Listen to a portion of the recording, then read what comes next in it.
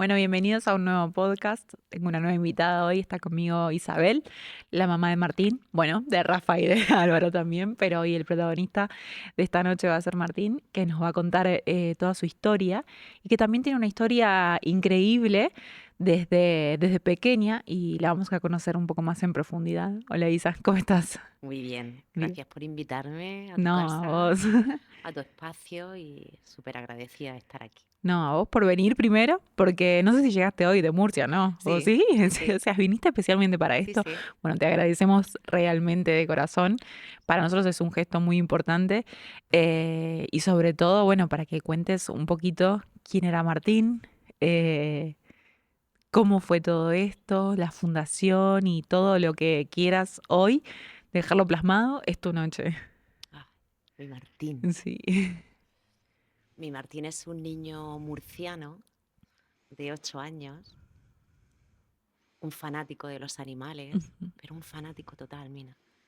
Nació ya con eso en los genes, lo traía de serie, lo traía desde que nació.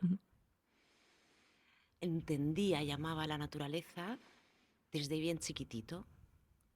Su afición favorita era ir al campo, al monte. Se ponía unos guantes de invierno, de lana, pero en pleno mes de agosto en Murcia a 40 grados a la Sí, sí, sombra. sí. Y me lo llevaba al monte, al campo y levantaba piedras a ver lo que veía ahí debajo. Y que los amaba, amaba a los animales. Eh, Íbamos al parque y venía con un saltamontes que veía que le faltaba una pata, se lo traía a casa, lo ponía en una maceta en la terraza y decía, voy a hacerle un decoraje. Para él un Bueno, decoraje era fabricarle su entorno, su casita, su todo. casa. Lo decoraba, le daba de beber, le daba de comer. Bueno, amaba, amaba la naturaleza, amaba y entendía los animales. El mejor entrenador Pokémon del mundo, ahora del universo, muy aficionado a los Pokémon, muy aficionado. Un niño que no caminaba, un niño que andaba, ¿sabes? Pegando pequeños saltitos, tenía Saltitos. una forma de andar muy peculiar, ¿sabes? Tú lo mirabas desde atrás y decías, si no anda, va saltando, iba dando un brinco, otro brinco, un brinco, otro brinco. Un niño muy empático, con una empatía muy, muy, muy desarrollada. Lo que más recuerdo ahora de él, eh, una vez iba conduciendo y él iba atrás en su sillita y yo me iba a meter, a mano derecha puse el intermitente para meterme hacia mi casa y vino un coche, no sé si lo hice yo mal o lo hizo él mal. El caso es que pité, le dije, bueno, pues hijo de tu madre o de tu padre, algo así le diría gritando, Sí. ¿no? Wow, y Martín de repente me dice, mamá, ¿cómo se te ocurre? Yo, Martín, es que me he puesto nerviosa, es que mira, es que casi nos da. Pero ¿cómo se te ocurre si él ni siquiera te oye? Solo te estoy escuchando yo. Solo me estás poniendo nervioso a mí. Él no te escucha, él se ha ido conduciendo. No sabe ni lo que le has dicho. Solo te he escuchado yo. Y a mí me quedé, iba en el coche y digo, "Sí, es que tiene razón. Al único que he puesto nervioso realmente es a mi hijo que llevo atrás. Y al llegar a casa me puse a explicarle, Martín, perdóname, es que mira, a veces las palabras me salen del estómago y salen por la boca sin pensar. Y me dice, pues mamá, las palabras tienen que salir de aquí, tienen que llegar aquí, tienen que pasar por aquí y después salir por la boca. Y yo, pues no te preocupes que jamás, nunca jamás, eso a mí se me va a olvidar.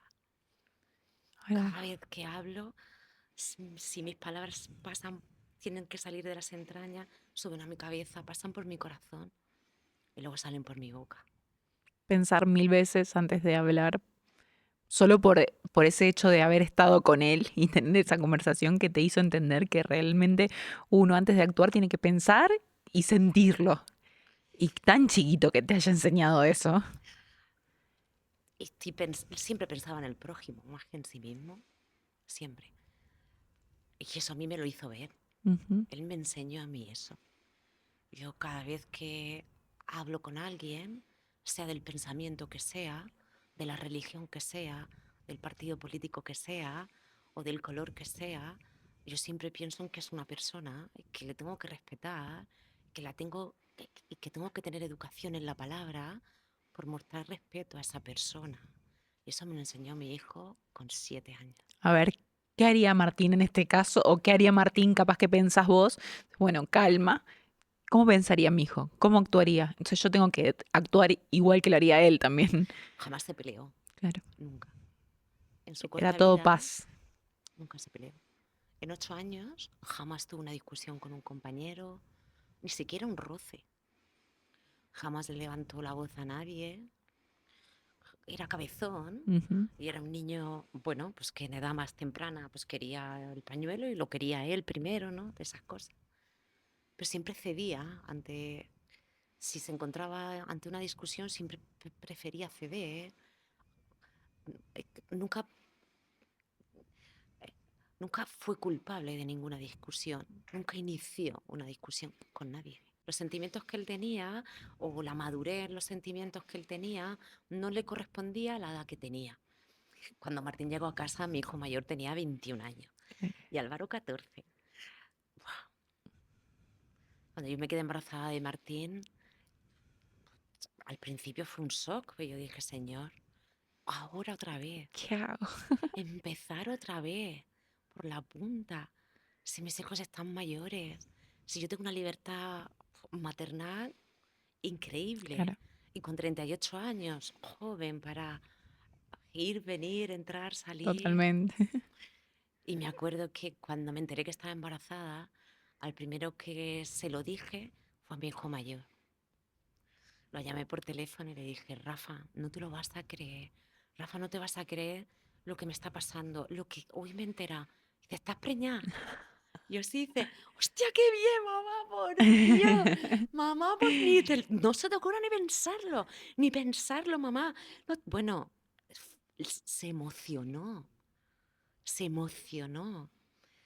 Yo trabajaba a 50 kilómetros de mi casa y me decía, ¿se lo has dicho ya a Óscar? Digo, no, no, todavía No no. sé. Si no llega a casa. Pues se lo dices tú, se lo digo yo. Yo, ¿te quieres esperar a que llegue a casa? ¿Te quieres esperar? Lo tuvo claro desde el principio, desde el principio. Y Álvaro igual.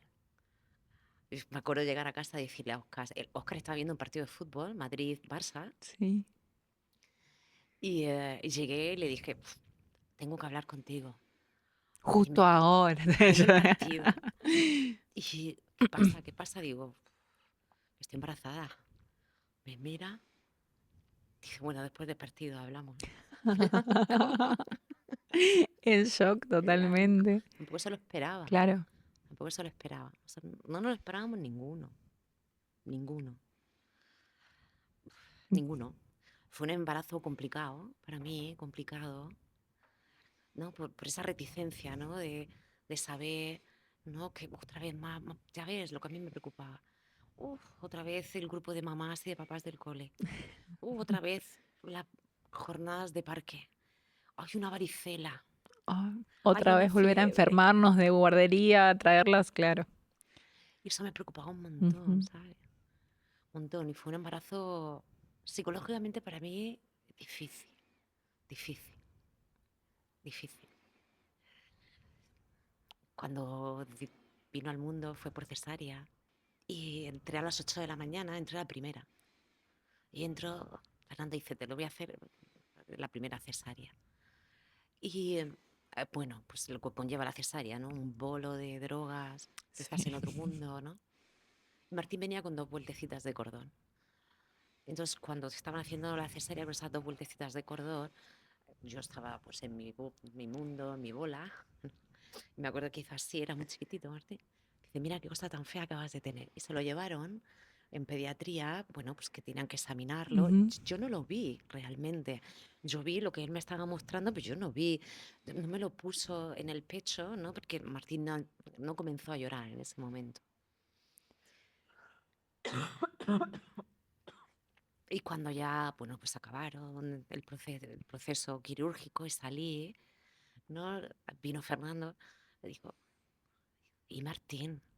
que no la has visto. Digo, no me la has enseñado. Dice, espera que te voy a traer algo que te vas a morir.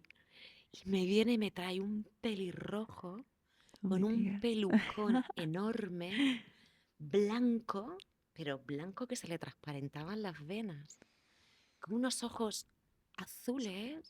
Y yo dije, esto es mío. Es que fue un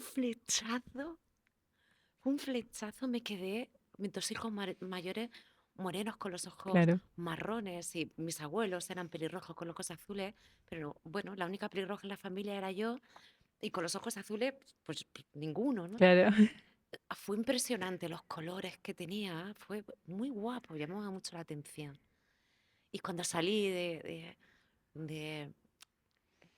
del maternal, ¿no? Hacia la habitación, el doctor Areco ya se lo había enseñado a mis padres y a mi marido, ¿no? Y iba con él en la cama y escucha a mi marido por detrás.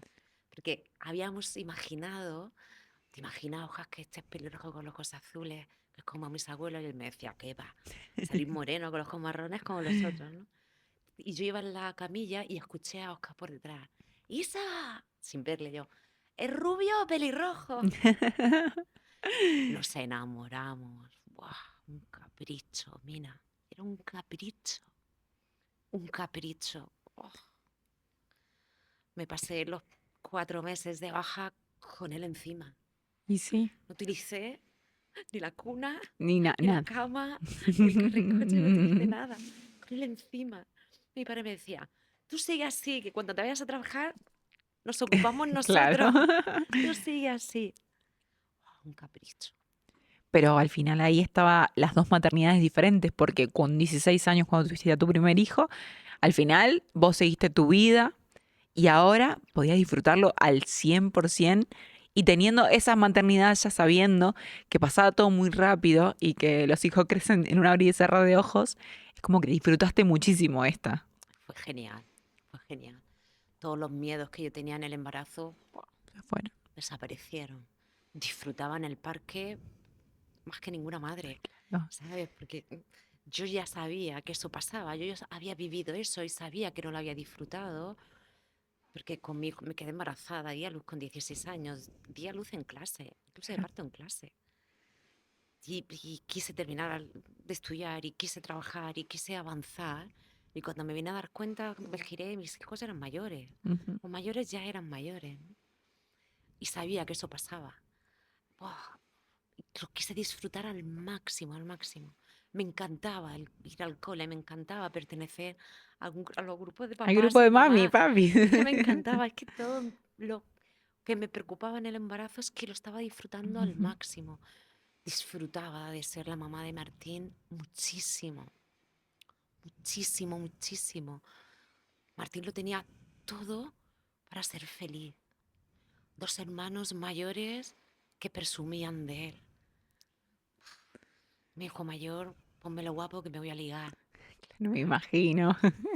Era su bebé, Buah. era. Dos padres jubilados, dos abuelos que querían criar nietos, ¿sabes? Una prima que era una hermana, dos padres con una estabilidad, todos los sentidos, un niño muy amado, muy querido. Lo tenía todo lo que un niño puede tener para ser feliz, todo. Y todo transcurrió con normalidad sus primeros 7 años de vida, o casi 8, digamos. Mm. Después de eso, ¿qué pasó? ¿Cómo empezó todo? Yo comencé una nueva vida el 20 de octubre del 2022. Ese 1 de septiembre Martín comenzó con lo que parecía una conjuntivitis en un ojo. Y me cuadraba. Ujú. Piscina, playa. Amaneció con el ojo enrojecido y lo llevé a su pediatra de zona. Era sábado. Pues el de guardia, el que estaba allí. Pues esto es una conjuntivitis, Isa. Pues estaba claro. Para Ujú. mí también era una conjuntivitis.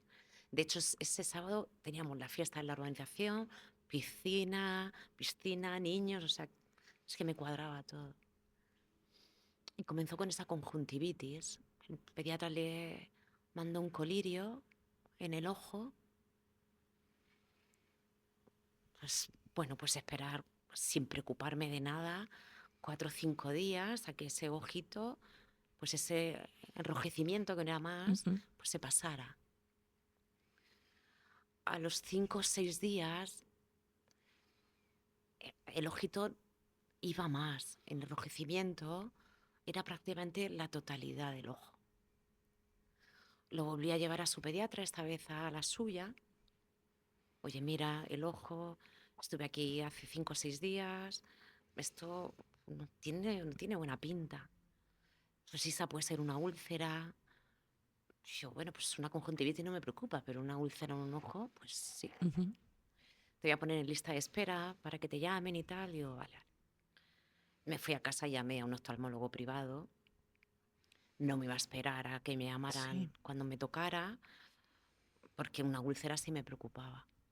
Y además la pediatra me dice, te voy a mandar un colirio con un poquito de corticoide para ese Ujú. ojito, ¿no? Yo no quería darle un corticoide hasta que no lo viera un oftalmólogo. Y lo llevé.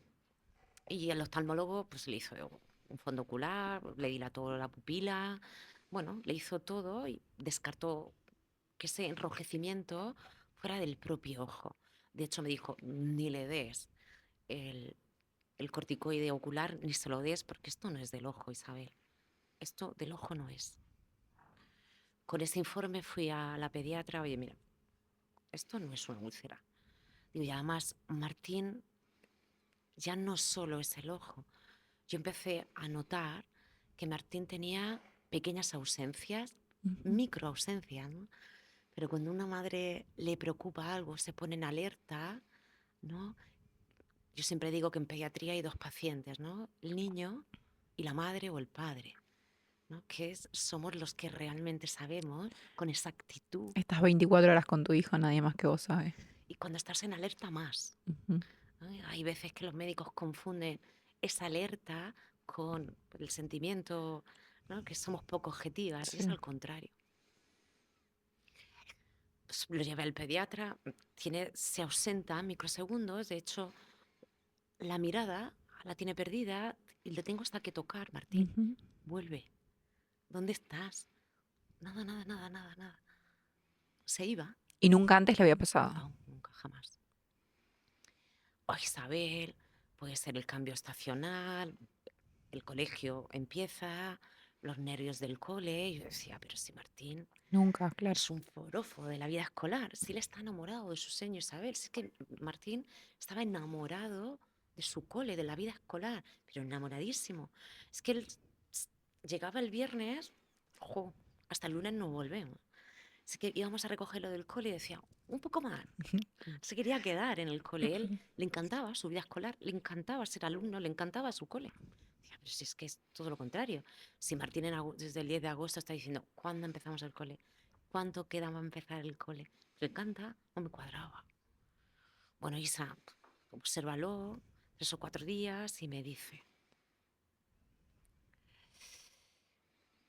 Lo observé 3 o 4 días. Sí, recuerdo que era un viernes y en la urbanización donde yo vivo los cumpleaños se celebran en los parques. Ujú. Bajamos mesas, sillas, hacemos bocadillos Globos, sí, lo he visto, es y muy todos los común de la acá, sí. urbanización al parque. Íbamos de camino a un cumpleaños. Se le cayó la cara. Se le cayó la cara. Se le descompensó. No la tenía simétrica. La parte izquierda de la cara hizo... ¡buah! Visualmente fue impactante. Ujú. Yo llegué de recogerlo de casa de mis padres, fui a casa a cambiarnos para el cumple y él tenía la cara en simetría y cuando me giré se le había caído la cara. Y nos fuimos a urgencias del hospital de Murcia.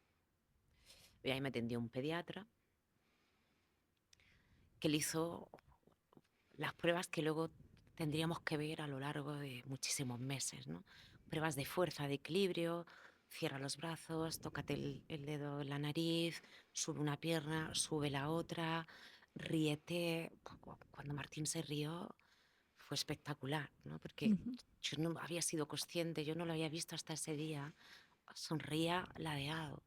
Y cuando le decía cierra los ojos, el ojo izquierdo no tenía la oclusión, se le quedaba unos milímetros abierto.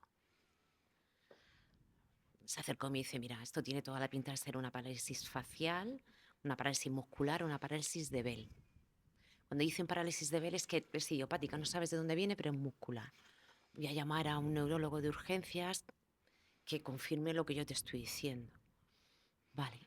Subió un neurólogo de urgencias, le hizo las mismas pruebas. Dice, mira, esto es una parálisis de Bell, ¿vale? Es muscular.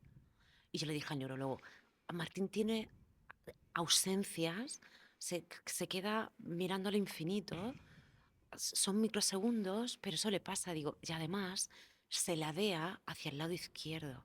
Es muy sutil, pero se ladea hacia el lado izquierdo. Y el neurólogo le dijo, Martín, a ver, ve para allá y vuelve para acá. Y lo hizo bien. Claro. Esto es una parálisis de Bell. Le mandaron corticoides vía oral.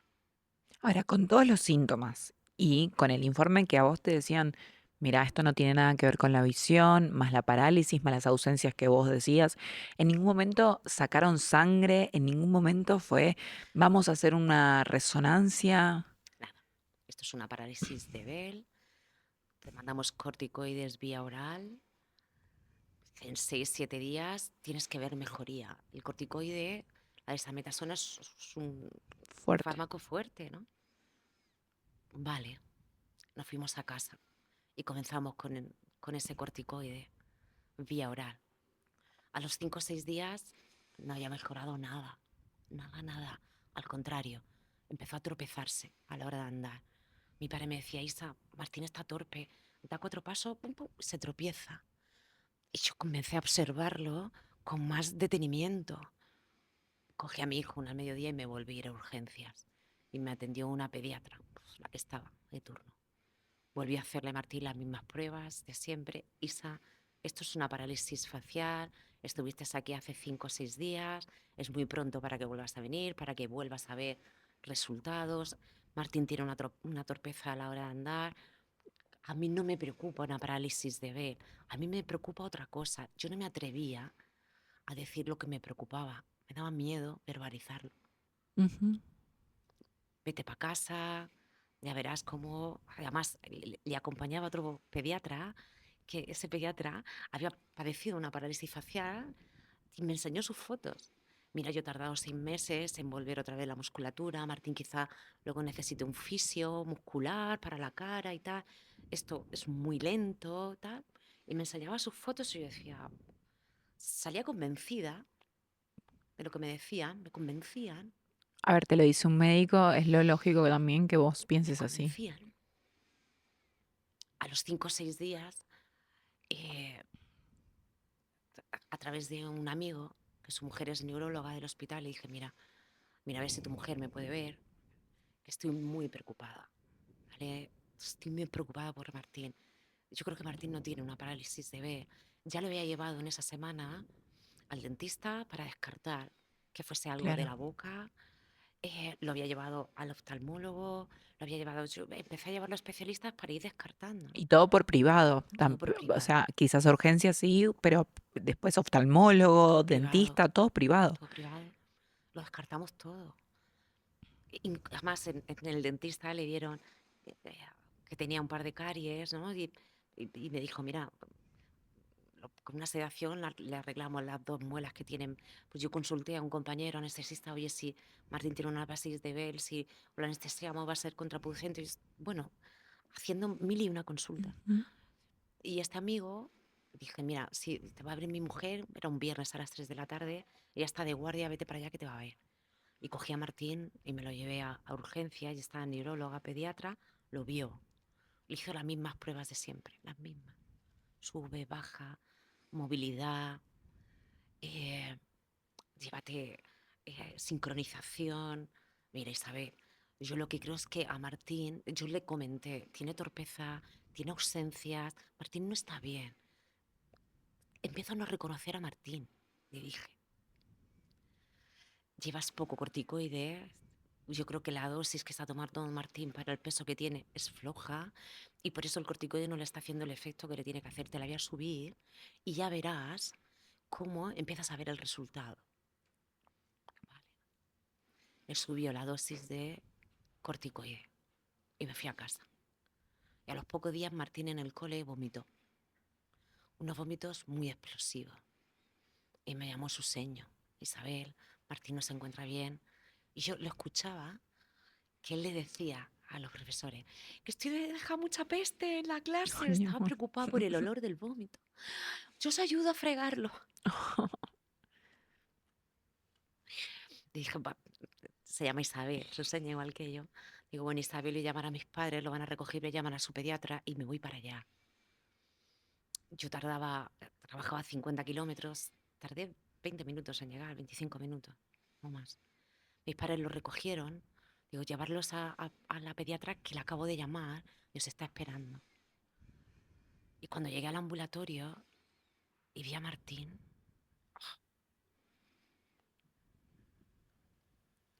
lo tomé en brazos, lo vio la pediatra.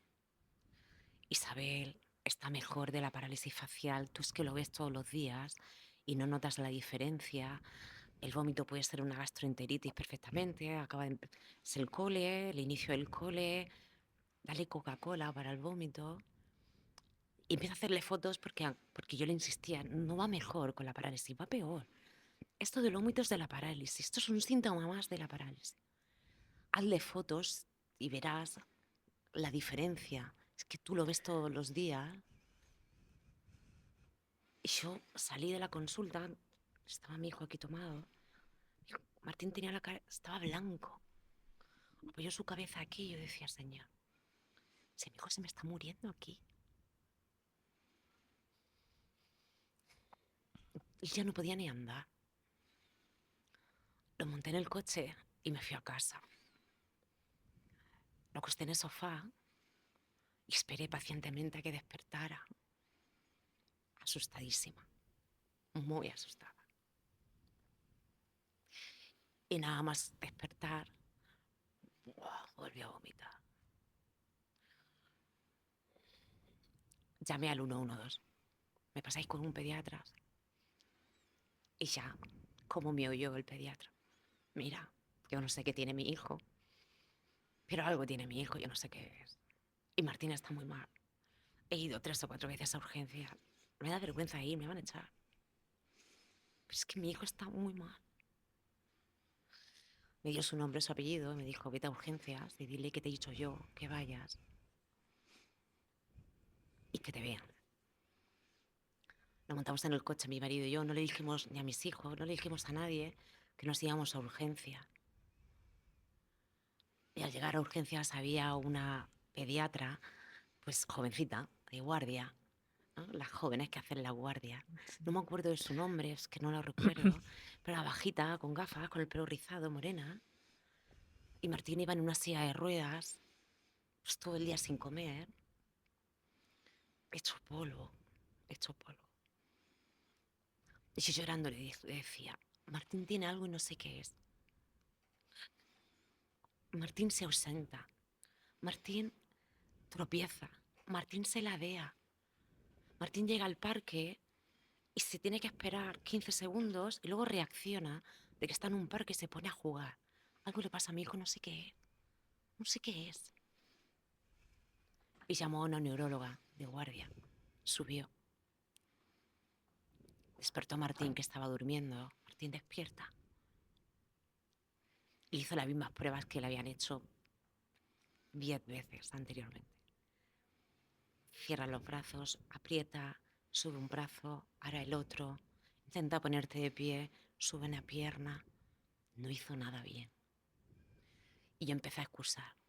Es que no lo ha hecho bien, es que son las 12 de la noche, lleva vomitando todo el día, es que es normal que no lo haga. Martín está muy cansado. Yo empecé a excusar lo que yo estaba deseando que vieran. Y me dice la neuróloga, mira, vamos a hacerle un fondo ocular aquí en el hospital y ahora te veo. Nos fuimos con la celadora y sé que despertaron al oftalmólogo por cómo estaba de carácter. Me imagino. Martín, despierta, despierta, Martín. Se despertó, por favor, Martín, tienes que abrir los ojos, tienes que apoyar la barbita, aquí te van a mirar los ojitos, intenta mantenerlos abiertos, por favor, Martín, por favor. Y lo hizo. En ese momento, cuando terminó el oftalmólogo, le pregunté, ¿qué? Dice, no tiene tensión ocular. Y yo, dice, pero solo te estoy diciendo que no tiene tensión ocular, no te digo nada más, no te estoy diciendo otra cosa. Volvimos a la consulta de urgencias y vino la neuróloga y me dice, mira, no tiene tensión ocular, por eso te vas a casa, pero mañana a las 6 de la mañana tienes que estar aquí porque hay que hacerle un TAC a Martín. Y yo, como que, sí, te vas a casa, es la 1:30 de la mañana, pero mañana aquí tenéis que estar a primera hora a hacerle un TAC. Vale. Llegamos a casa sin decirle nada a nadie. Papá Grúa cogió a Martín, lo subió a la habitación y yo me fui a la terraza. Yo ya había visto qué podía ser con la sintomatología de Martín. A las 6 de la mañana me llama la pediatra, esta que nos había visto. Oye, Isabel, no me voy de mi guardia hasta que entréis por la puerta y le hagamos el TAC a Martín. Yo está durmiendo, dice, cógelo, no le des ni nada de beber ni nada de comer. Y venís con él. Llegamos al hospital, serían las 6:30 de la mañana, no serían más. Y yo no fui consciente en ese momento, pero nada más entrar por la puerta, ya se quedaron con Martín. Le quitaron su ropa, le pusieron el pijama del hospital y le cogieron una vía. Yo no me di cuenta de eso, nada más entrar, ni cogerle los datos, nada. Nada más entrar hicieron eso. Martín, al abrir los ojos, comenzó a vomitar. Y vomitar, y vomitar. Y empezó a gritar, por favor, ayudarme. No quiero seguir vomitando. Ayudarme, por favor. Ayudarme, por favor. Para poder entrar en el TAC había que quitarle el vómito porque tenía que estar muy quieto en Sí. esa máquina porque era sin sedación. Entonces nos llevaron al box número 8. Ahí le pusieron un suero, le quitaron los vómitos y nos llevaron a hacerle el TAC. El TAC es una habitación decorada de animales marinos. A él le encantaba. Ujú. Al llegar allí, wow, y verse rodeado de animales, la máquina de TAC se estaba metiendo en el océano, ¿no? Muy diseñada para los niños. Tardaron nada, 10 minutos, si llega, en hacerle el TAC. Y volvimos al box número 8. Y yo ya ahí en el grupo puse, oye, el grupo de la familia, estamos en urgencias, a Martín le acaban de hacer un TAC y esto yo creo que no pinta nada bien. Enseguida vinieron mis padres, mi hermana mayor, mi hermana pequeña, perdón, mi hermana pequeña. Martín estaba en la cama, ya le habían quitado el vómito y llevaba un día y medio vomitando, ¿no? Estaba durmiendo, descansando en el box número 8 con mis padres allí. Mi hermana Inma estaba fuera con Oscar, mi marido. Y vino una pediatra mayor, la jefa de servicio de urgencia, rubia, con un moña, muy delgada. Isabel y el papá.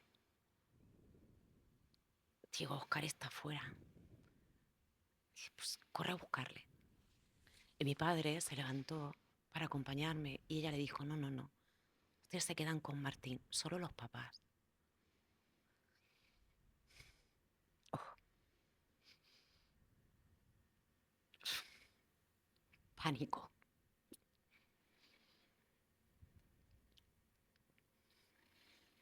Cuando el pánico se hace real, ¿sabes?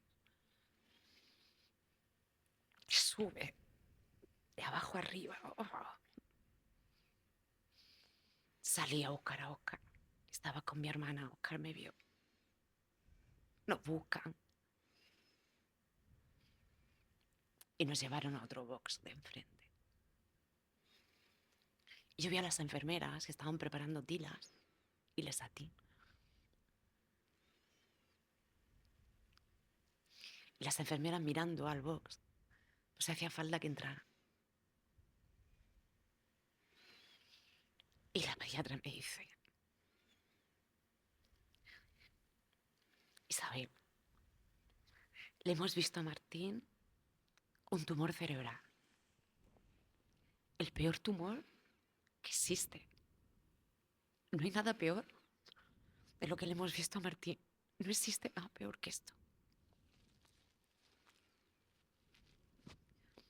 Isabel, tu hijo está entre grave y muy grave. Os quedáis ingresados. ¿Qué le has visto a mi hijo? Con el TAC no sabemos. Tenemos que hacer una resonancia para asegurar lo que hemos visto. Pero ya te digo que tu hijo está gravísimo, Isabel. Muy grave. Y yo lo sabía.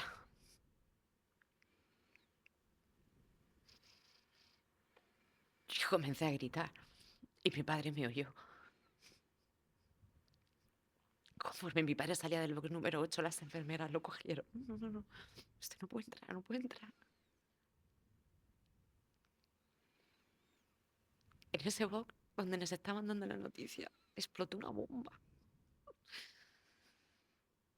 Es una bomba nuclear. Salimos de ese box a la calle. Ya había llegado mi hermano mayor. ¿Qué pasa? ¿Qué pasa? Yo no sabía decirle lo que nos habían dicho. No sabía. No sabía. Mi hermana entró a pedir explicaciones. Y salió que se caía.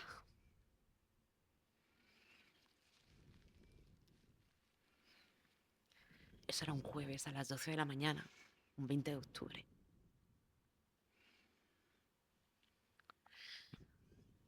Nos llevaron a la planta de cirugía.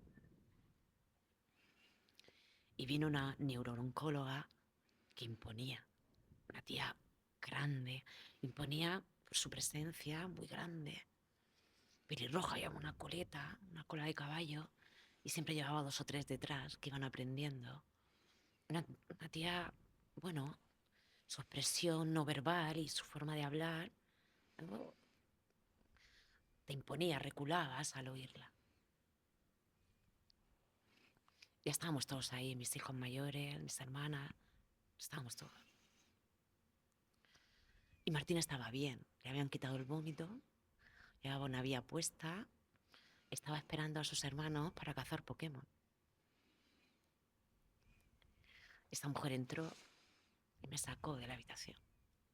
Mira, hay que hacerle a Martín una resonancia para decirte exactamente lo que tiene, porque el TAC no tiene la resolución, para ponerle un nombre y un apellido a lo que hemos visto. Isabel, Martín está muy grave. A Martín le hemos visto un tumor cerebral del peor que hay. El lunes le vamos a hacer una resonancia y hablamos. Ese fin de semana estábamos ingresados en cirugía y nos retroalimentábamos. Martín estaba bien, andaba. Su hermano Álvaro y Rafa se lo llevaban donde ponía prohibido pasar, ahí que pasaban ellos con el móvil a cazar Pokémon. Estaba bien, estaba bien. Ese fin de semana llamamos a Jorge, un psicólogo pediatra, y le dije, me tienes que ayudar. Estoy con Martín ingresada, el lunes le van a hacer una resonancia, tenemos que preparar a Martín, que es que el miércoles estaba en el cole.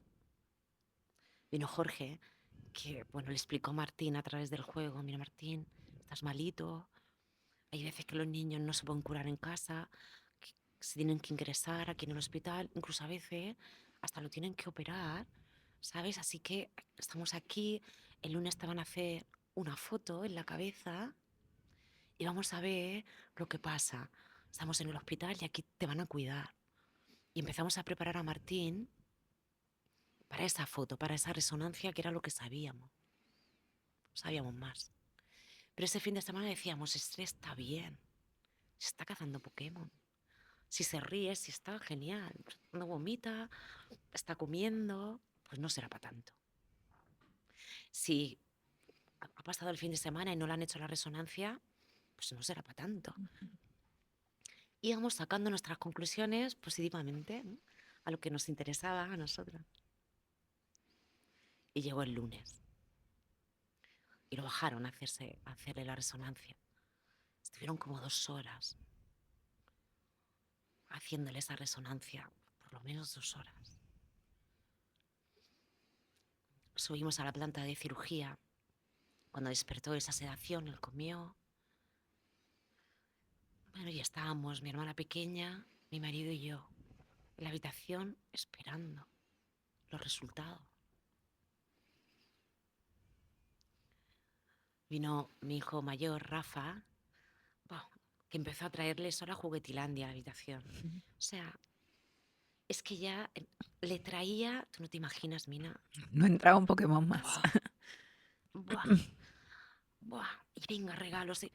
Rafa, su obsesión era que su hermano no fuera consciente ni de dónde estaba, ni que estaba en el hospital, que él no fuera consciente ni de eso. Ya llegar y dice, Rafa, bajaros a tomar un café o a comer algo, que yo me quedo con Martín. Si vienen, os aviso. Y nos bajamos mi marido, mi hermana Inma y yo por las escaleras y la vimos venir, a la que imponía. La vimos cómo tocaba la planta 2, digo, viene a por nosotros. Y los 3 corriendo por las escaleras, llegamos antes que ella en el ascensor y le tocamos por detrás. Y se giró y dice, os estaba buscando. Y yo la vi muy tranquila. La observaba y en su forma no verbal no había nada que a mí me preocupara. Nada. Es que iba tranquila. Entramos al servicio de cirugía, a ese túnel, ¿no?, de las habitaciones, y ella iba buscando un despacho para hablar con nosotros y abría una puerta. Esto está lleno de sillas, aquí no podemos. Abría otra puerta. Es que aquí no podemos hablar.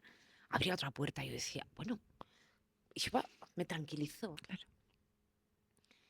Y como no había despacho para hablar con nosotros, a las enfermeras en su office, donde ya comen, desayunan, tienen sus microondas, su mesa, su silla, ahí que nos metió. Todas las enfermeras de cirugía y ahí que nos metió. Estaba mi marido de pie, mi hermana Inma sentada en un sofá más chiquitito que este, con una mesa bajita, y ella se sentó en la silla. Fue sentarse en la silla y era otra. Otra. No era la que estaba buscando. Un sitio, un despacho. No era ella. Era otra distinta. Completamente distinta. Y nos dijo,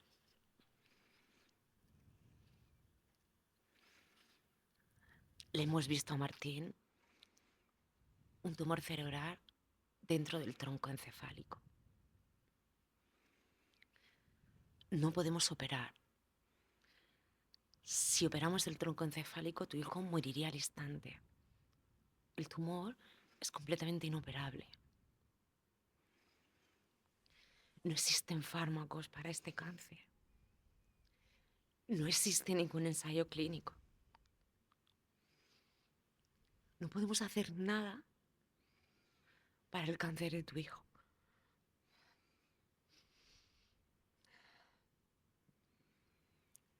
Yo le dije, ¿cómo no le vas a operar a mi hijo la cabeza? Le tienes que operar. Si no le quitas lo que tiene, lo va a matar. Y me dice, Isa, Martín ya se está muriendo.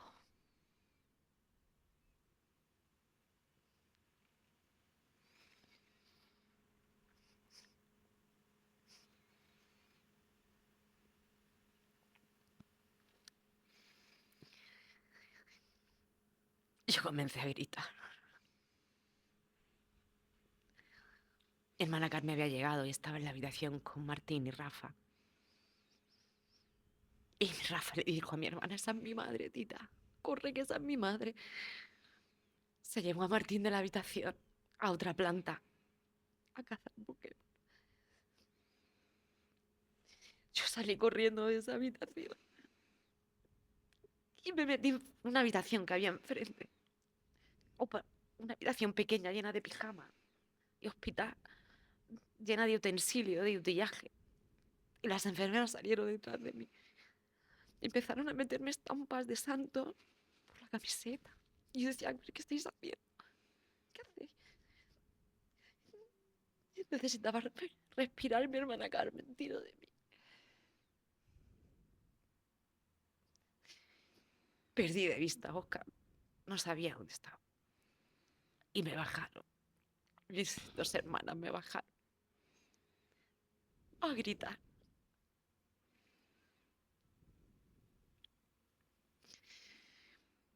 La que imponía vino por detrás y me cogió en brazos. Y le dije, no me des nada. No me des nada. Dice, no, no. Te voy a llevar a un sitio para que puedas gritar tranquila.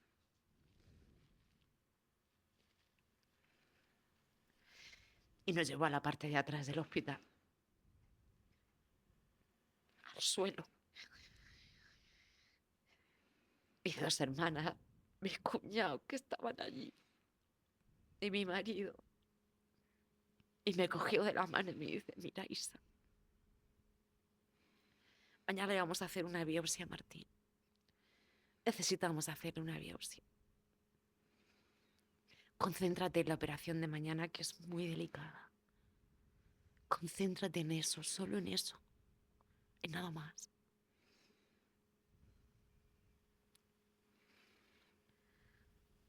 Al día siguiente le hicieron una biopsia a Martín. Era martes. Y ese jueves, cuando todavía no teníamos el resultado de la biopsia, Oncología Infantil vino a hablar con nosotros.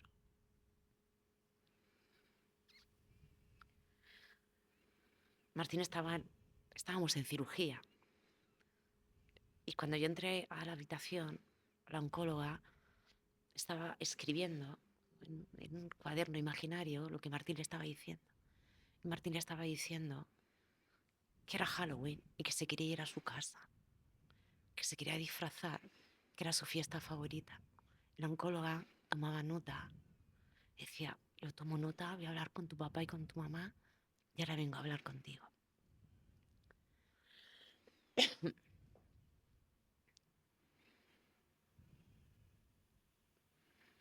La oncóloga iba acompañada de otro oncólogo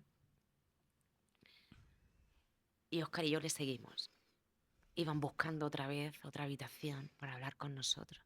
No entiendo cómo el hospital no tiene una habitación para decir estas cosas. No lo entiendo todavía. Y nos metía a una habitación, una mesa grande como la que tú tienes ahí, llena de silla.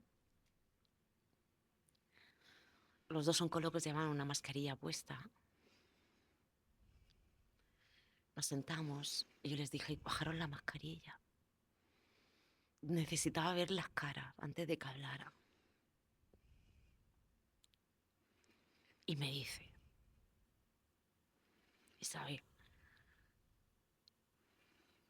no necesitamos el resultado de la biopsia para decirte que tu hijo tiene un DIPG,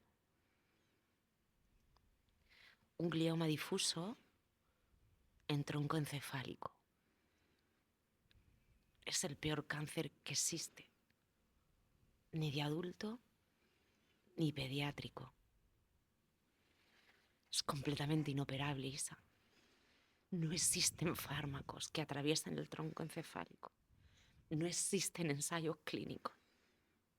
No existe nada que le podamos dar a Martín. Solo le podemos dar radioterapia por uso compasivo para intentar reducir lo que podamos ese tumor. Isa, desde hoy, a Martín le quedan menos de 12 meses de vida. Lo sentimos muchísimo. Disfruta todo lo que puedas hacer. Ese es el diagnóstico del glioma difuso en tronco encefálico, el DIPG. Existe un cáncer pediátrico, un tumor cerebral, un monstruo, sin tratamiento, sin fármaco, sin ensayos clínicos, donde solo te dan radioterapia y tienes que esperar pacientemente a que tu hijo huele. existe eso en pediatría. Y eso no es lo peor. Lo peor es lo que hace el IPG. Eso es lo peor. Eso era jueves. Ese sábado vimos lo que era un DIPG. Seguíamos ingresados en el servicio de cirugía y estaba sentada al lado de mi hijo y giré, volví la cabeza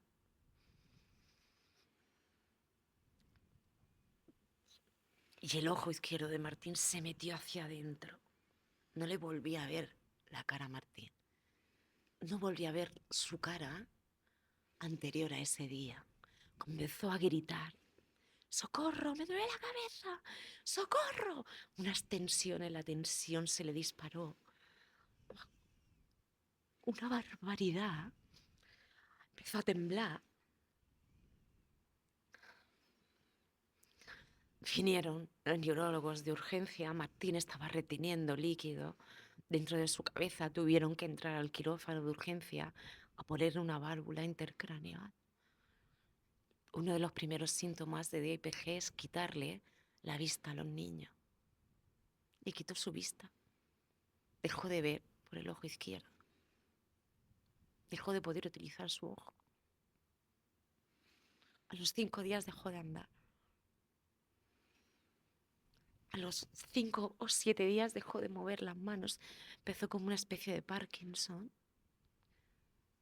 Y a los 45 días, desde el diagnóstico, cuando llegamos a casa, a Martín solo le funcionaba el ojo derecho y el brazo derecho. En menos de 2 meses. En 45 días. Lo perdió todo. Absolutamente todo.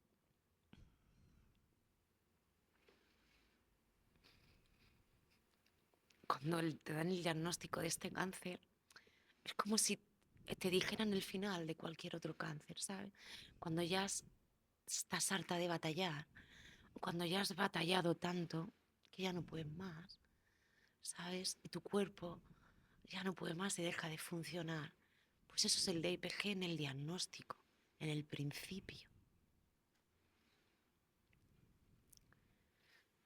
Cuando terminamos nosotros protegimos o creímos que protegíamos a los adolescentes de la familia. Sabían que Martín tenía un cáncer o que estábamos ingresados ya en oncología pediátrica, ¿sabes? La oncología pediátrica no es como la de los anuncios, ¿sabes? No hay niños sonriendo con pañuelo. Eso es mentira. Es mentira, mira. Eso es mentira. Oncología pediátrica entras con unos pases que le dan a los padres y solamente puede estar en la habitación uno de los dos, o papá o mamá, ¿no? Menos cuando tienes un hijo con DIPG, que ahí te dejan estar los dos.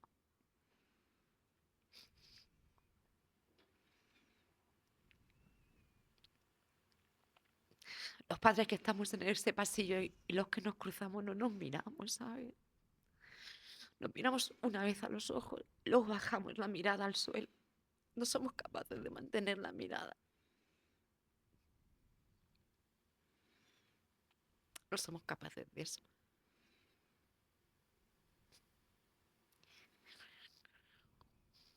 Del mostrador de las enfermeras había un llavero gigante de madera, como si fuera de un convento, que ponía padres.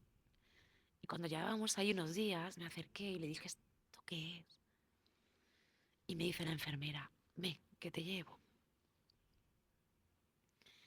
Me sacó de ese servicio y me llevó a una habitación que yo no la había visto hasta ese momento, donde había un frigorífico, una mesa, un microondas, y cada niño tenía una balda en el frigorífico para que comieran lo que a ellos les gustaba, no la comida del hospital, ¿no? A nosotros nos asignaron una balda.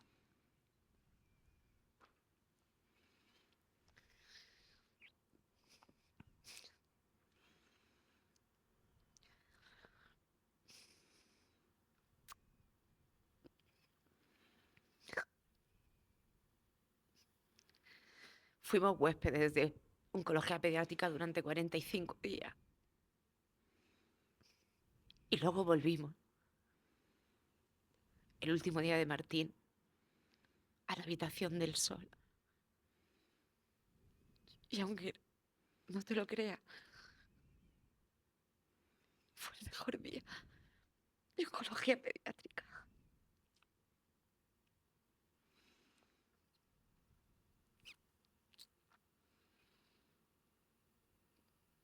Ocultamos a los adolescentes y a los mayores, a mis padres, lo que realmente tenía Martín. Nos daba miedo decirles lo que nos habían dicho. Martín estaba recibiendo radioterapia y eso era el tratamiento. Cuando llegamos a casa, nos fuimos con la cita dada ese lunes para seguir haciéndole las fotos. Yo a Martín, el primer día que le hice su primera sesión de radioterapia, era un lunes y yo ese fin de semana o desde ese viernes empecé a decirle a Martín, Martín, buah, te van a hacer un tratamiento, mira, te van a poner, ¿te acuerdas la foto que te hicieron que te durmieron? Martín, antes de empezar radioterapia, ya había entrado al quirófano para hacer una biopsia, para ponerle una válvula intercraneal y un porta al lado de su corazón. Dijo, mira, te van a hacer un tratamiento que mola un montón. Mira, te van a poner una máscara y ese, huélela bien, la tienes que oler bien. Porque lo que tú huelas, además, te va a llevar a un sueño. Antes de olerla, vamos a quedar en qué vas a soñar. Y eso es lo que vas a soñar. Porque esa máscara va a hacer que sueñe lo que estás pensando. Y eso se lo fui repitiendo un montón de veces. Cada 10, 12 minutos. Pum, pum, pum, pum, pum, pum, pum. Para que llegara el lunes con ganas de ver esa máscara, ¿no? ¿Y qué era eso, no? Intenté crearle una curiosidad, una expectativa positiva, ¿no? Porque eran 27 sesiones de radioterapia las que iba a recibir. Y cuando llegamos a casa ya llevábamos un montón de sesiones de radioterapia y nos fuimos con la cita del lunes, ¿no? De volver a radio. Cuando le dijimos a Martín, Martín, nos vamos a casa, no me miró. Llevábamos 45 días hospitalizados, 4 operaciones, quimio paliativa de urgencia, radio de urgencia. No me creía. Yo, Martín, que nos vamos a casa, que es viernes, nos vamos a casa. Ya solamente tenemos que venir el lunes a hacerte las fotos, el lunes, el martes. Nos vamos a casa. Él ya no andaba. Y no me creía. No solo creía. Yo no sabía que no me creía. Él se callaba, bajaba la mirada y seguía jugando con Oscar a los Pokémon en la tablet y a un juego de pescar peces. Y no me miraba. Y yo le volvía a decir, Martín, que nos vamos a casa. Y él veía el movimiento, porque tuvimos que hacer una mudanza. Lógico. Bueno, mi familia siempre estaba en la puerta de oncología pediátrica, todos, esperando por si nos hacía falta. Y salí y le dije a mi hermana Ima, nos vamos, ¿qué necesitas? Digo, necesito una cama articulada en el salón. No puedo subir, Martín no anda, vivimos en un doble piso, no podemos subir a Martín a la habitación. Necesito una cama en el salón, necesito una silla de ruedas, Inma, necesito que la casa esté impoluta, necesito que quitéis todos los juguetes del salón. Necesito que quitéis las pelotas, su patinete. No quiero que él vea nada que no pueda utilizar. Y se puso en marcha la rueda para que cuando llegáramos estuviera todo preparado. Tardamos un montón en irnos, un montón. Comimos y todo allí. Y cuando vino el celador, ya tarde, ¿eh? Martín, que nos vamos a casa, callado. Nos metieron en la ambulancia, mi marido, Oscar, se fue en nuestro coche antes y Martín y yo en la ambulancia. Y cuando llegamos, íbamos de camino y le decía, Martín, Martín, mira por la ventana, que vamos a casa. Y él me miró, cogió la sábana y se tapó la cara. Yo no lo entendía. No entendía esa reacción, no la entendía. Y aparcó la ambulancia en la puerta de casa, estaban todos allí. Toda mi familia, mis padres, mis hermanas, mis cuñados, mis sobrinos, mis vecinos, todos ahí, todos ahí. Y cuando el señor de la ambulancia abrió la puerta y bajó la camilla y todos empezaron, Martín, Martín, que estás en casa. Y él se bajó la sábana, empezó a llorar. Es verdad, que estoy en mi casa, abuela, abuelo, que estoy en mi casa.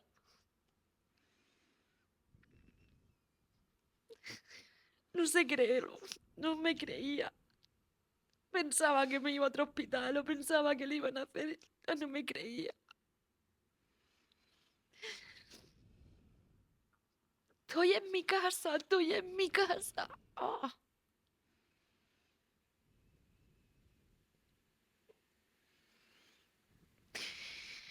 Salimos un miércoles de casa, un jueves por la mañana. Y volví con mi hijo de 8 años, que no era él.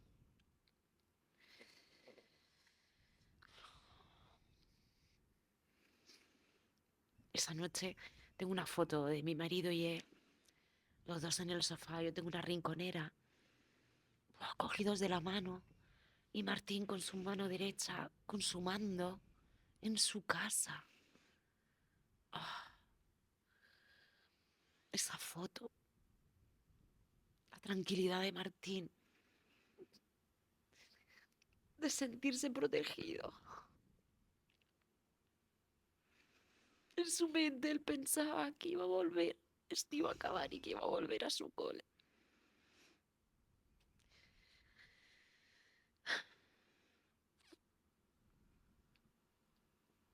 Terminamos la radioterapia, lo único que podíamos hacer. No podíamos hacer nada más. Y el día de Reyes quedamos todos en casa de mis padres, como siempre.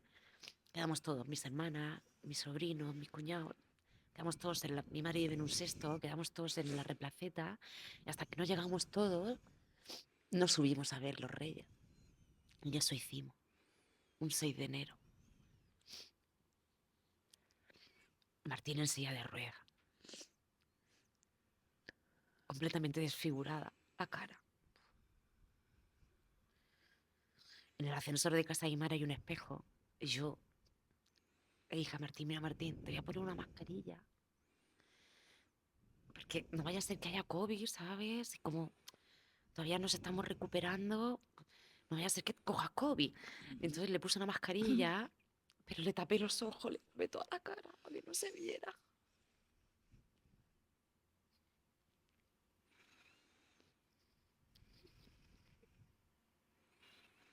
Que evitarle que se viese.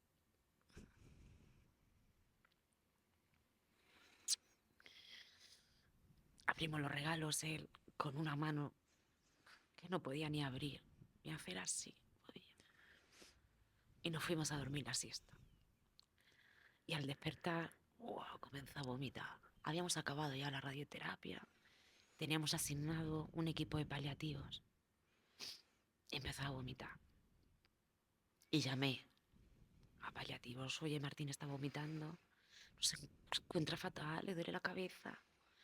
Mira, Isa, te voy a poner la cartilla electrónica, un fármaco para el vómito. Y me dice, ¿tienes morfina en casa? Digo yo, ¿morfina? ¿Qué morfina voy a tener yo en mi casa si lo diagnosticáis el 20 de octubre y estamos el 6 de enero? ¿Qué morfina? Yo no tengo morfina en mi casa ni voy a comprar morfina.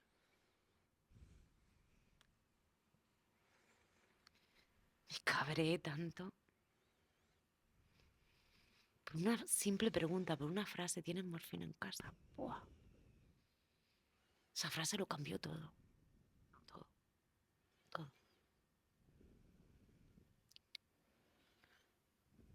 dimos a Martín el fármaco para el vómito, lo estabilizamos. Mi madre y mi padre estaban con él en la habitación y mi hijo mayor me dice, mamá, tenemos que hablar. Y salimos al balcón de casa de mis padres. Y me dice mi hijo mayor, mamá, tienes que pedir ayuda. Tenemos que hacer público esto y si hay alguien en algún sitio en el mundo que nos pueda ayudar. Y si hay algún médico en la otra punta del mundo que nos diga, veniros, que yo tengo algo. Tenemos que hacer público esto, tenemos que decir lo que tiene Martín, tenemos que decir que existe un cáncer llamado DIPG y si alguien nos escucha y tiene algo, mamá, despierta.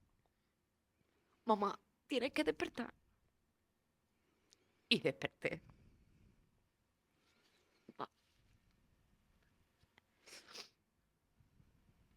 Eso era 6 de enero. Ese día llamé a toda la prensa local de Murcia, a toda. Y quedé con ella el día 7 en mi casa, por la tarde. Mis padres no lo sabían. Y mi sobrino, mi sobrina Lucía, mi sobrino Daniel, mis sobrinas pequeñas tampoco. El día 7 de enero por la mañana, mis hermanas y mi hijo mayor se encargaron de decírselo a todos. Y por la tarde lo hicimos público. Solo con la cara de Martín gritamos a aquel que nos quisiera escuchar, que necesitábamos ayuda, que Martín no podía solo. Que teníamos un niño de 8 años murciano que se estaba muriendo en el sofá de su casa y que no podíamos hacer nada. Mira, y la gente nos escuchó.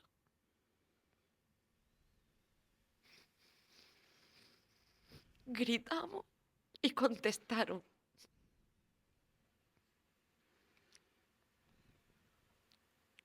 Mientras que por un lado comenzó la empatía, la solidaridad de la gente. La gente quería ayudar. Yo comencé mi búsqueda por todo el mundo. Llamé a todo el mundo. A todo el mundo es todo el globo terráqueo.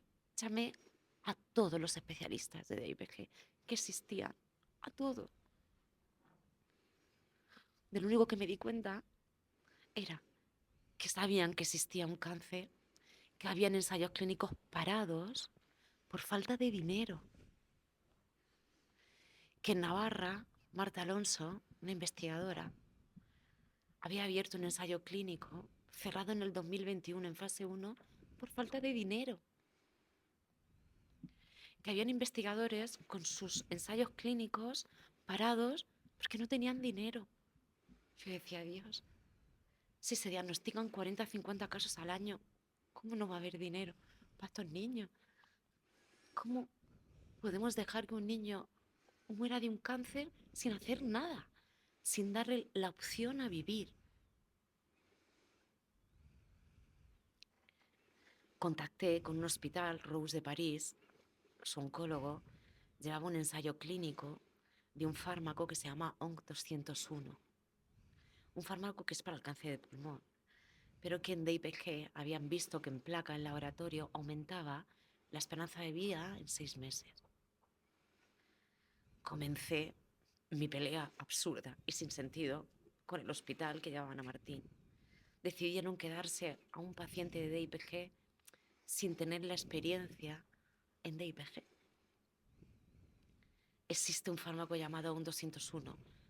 Hay niños que viajan a París a recoger ese fármaco. Hay un ensayo clínico que lo lleva el Rose de París. Tienes que meter a Martín en ese ensayo clínico. Y ella me decía, eso no existe.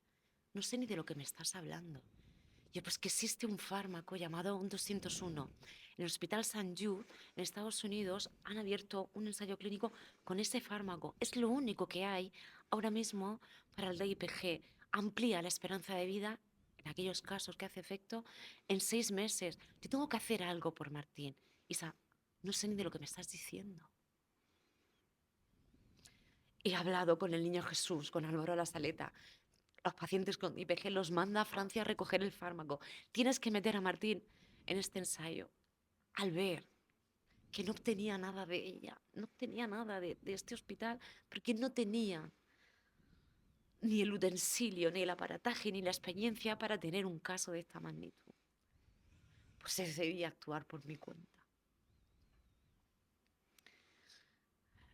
Contacté con Joana, la mamá de Ander, una mamá que es vocal de la Fundación de Martín, que sabe de DIPG más que muchos oncólogos. Ella le había dado a su hijo Ander, que había fallecido hacía 1 año y medio antes que Martín. Le había dado el ON 201, uno de los primeros niños en España que habían tomado este fármaco. Y me dice, Isa, hay un médico alemán que te lo puede prescribir. Al día siguiente tenía la cita con este médico alemán. Mi cuñada Christoph, que es el marido de mi hermana Inma, nos hizo de intérprete. Y lo más curioso de todo es que yo esta cita con este médico alemán la tuve en una revisión que le tocaba a Martín en oncología. Y a la oncóloga de Martín le ofrecí, ¿quieres estar conmigo en esta consulta que vamos a tener? Y declinó el ofrecimiento, que yo dije, ¿por qué lo declina? ¿Por qué no estás presente en esto? El médico alemán nos dijo muy claro, ¿sabéis que este fármaco lo que es? Sí. ¿Sabéis que amplían 6 meses la esperanza de vida? Sí. ¿Lo queréis? Sí. Os lo mando.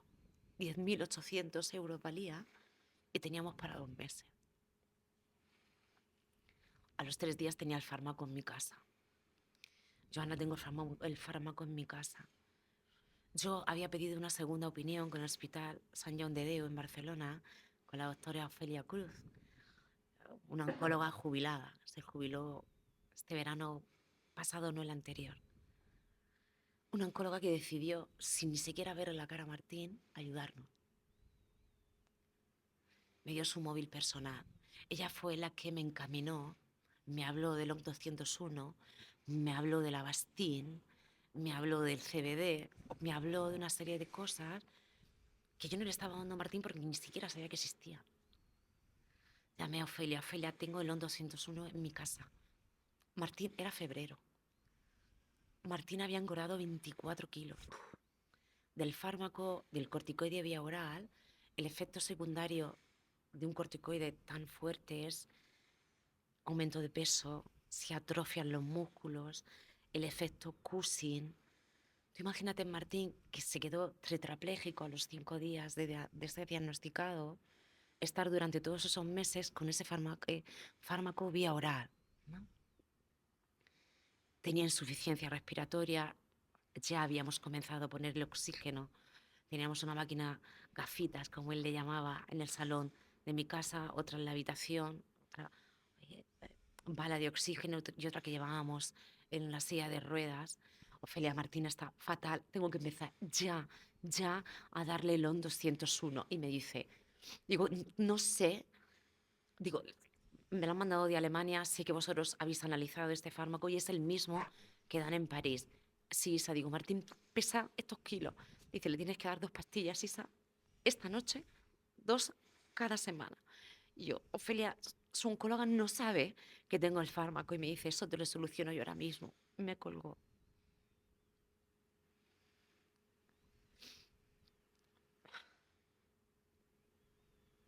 Me fui al baño. Yo llenaba la bañera de agua y le echaba 2 kilos de sal, porque me habían dicho que era bueno para él, que la sal hacía como una especie de osmosis y que lo que yo le estaba dando a Martín, fuese lo que fuese, le iba a hacer más efecto, ¿no? Y yo le preparaba el baño con 2 kilos de sal. Y cuando tenía el baño preparado, llamaba a papá grúa, papá grúa. Y Óscar cogía a Martín del sofá, lo subía al baño, le quitábamos la ropa con mucho cuidado y yo me desvestía.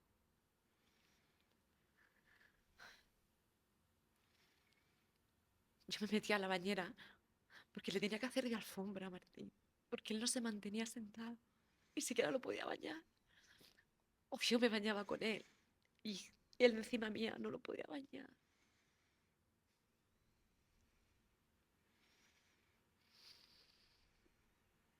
Imagínate para él.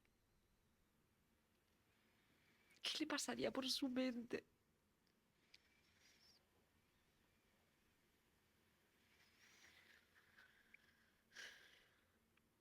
Lo hicimos tan feliz por miedo a que preguntara, ¿sabes? Me daba miedo que me preguntara. Cuando yo lo veía con esa resignación y veía que me podía preguntar, me adelantaba. Siempre le tenía la mente tan distraída, con tanta juerga mental, con tanta felicidad alrededor. Yo creo que por miedo a que nos preguntara.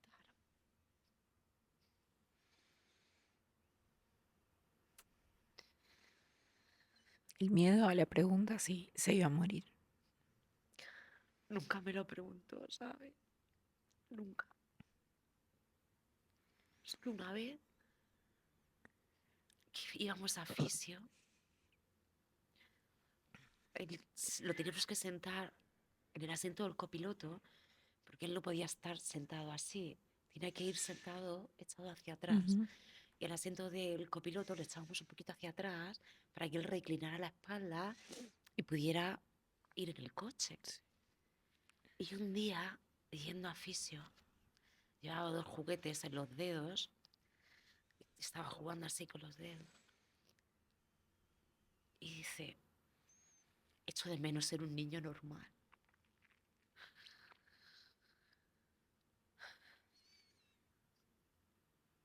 Óscar, enseguida, claro que lo vas a ser. Por eso vamos a fisio, ponerte fuerte. Por eso vamos a la cámara hiperbárica. Íbamos a cámara hiperbárica 4 días a la semana para oxigenar el tumor. Por eso vamos a cámara hiperbárica, a ponerte fuerte. Todo esto lo que hacemos, Martín, es a ponerte los músculos fuertes y ir al cole. Por eso lo hacemos.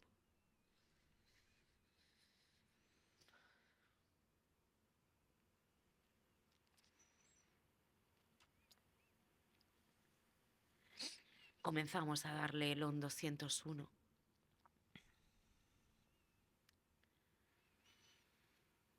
Y al día siguiente me fui a la oncóloga, oncología pediátrica, y le dije a la oncóloga, ella ya sabía que le estábamos dando el ON 201, de hecho, cuando Ofelia me llamó por teléfono esa noche, me dice, Isa, no solo des esta noche, que mañana te va a llamar la oncóloga de Martín, espérate a mañana. La oncóloga de Martín fue tan mi insistencia de que en el Rose estaban dando este fármaco, que ahí había un ensayo clínico que se había trasladado a París. Que era más fácil de colgar un teléfono, pero bueno, se trasladó a París y desde París me llama y me dice, mira, si existe este fármaco, Martín es apto para tomarlo. Y yo le dije, Martín, ¿puede coger un avión? Y me dice, no, tiene un edema junto al tumor. Martín físicamente está tan mal que no puede ni siquiera coger un avión. Digo, pues yo tengo el fármaco en casa. Y me dice, yo no te puedo decir que le des el fármaco que tú has comprado. Digo, pero puede volar e ir a París. No, digo, entonces, ¿qué me estás diciendo? ¿Me estás diciendo que le dé el fármaco que tengo en mi casa y que no va a aparecer en la historia clínica? Y dice, exactamente eso. Y llama a los de paliativos y mándales el prospecto por si Martín tiene alguna reacción alérgica.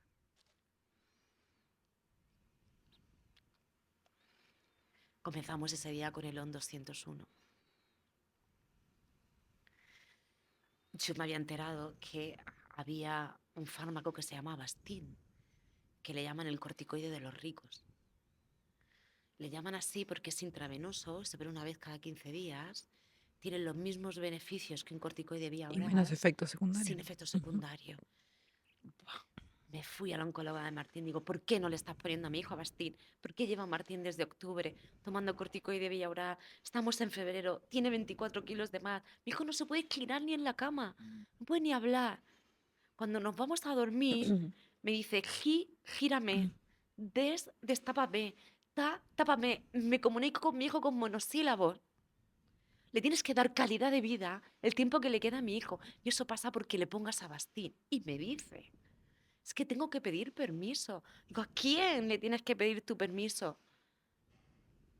Lo que le queda a Martín tiene que ser con la mayor calidad de vida. ¿A qué periódico quieres que llame para decirle que tú no le estás poniendo a Bastín a mi hijo? Por la tarde me llamaron y lo tenía aprobado. Y a los 3 días se la estaban poniendo. Eso fue febrero. En abril, Martín había bajado 24 kilos de peso. Tenía movilidad en la espalda. Era capaz de estar acostado en la cama y levantarse. Podía girarse en la cama.